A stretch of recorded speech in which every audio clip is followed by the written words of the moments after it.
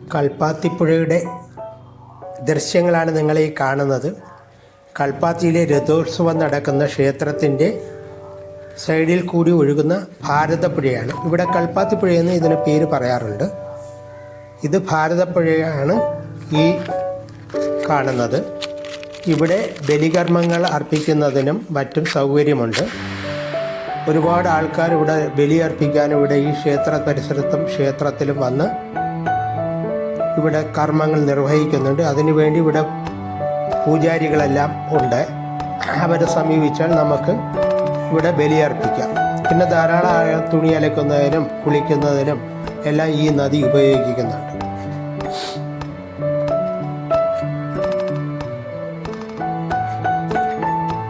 ഇത് ഭാരതപ്പുഴയുടെ തീരത്തുള്ള വിശ്വനാഥ ക്ഷേത്രം, പ്രസിദ്ധമായ രഥോത്സവം നടക്കുന്ന ക്ഷേത്രമാണ്.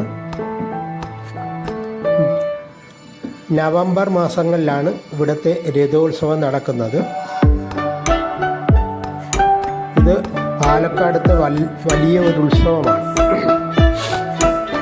അതെല്ലാവർക്കും അറിയാവുന്നതാണ്.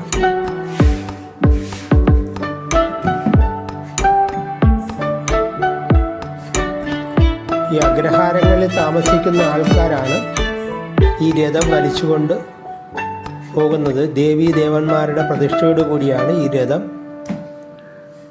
വലിച്ചുകൊണ്ട് പോകുന്നത്.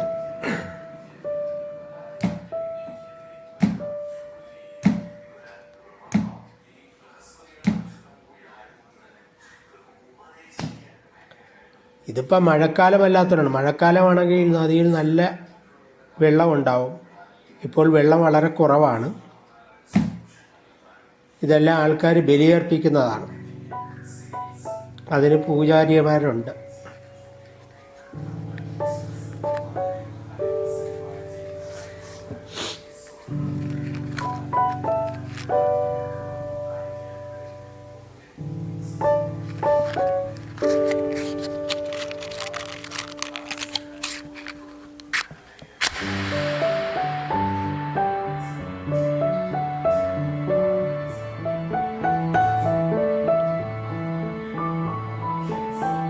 ഈ ദൃശ്യങ്ങൾ ഞാൻ അതിരാവിലെ പകർത്തിയതാണ്.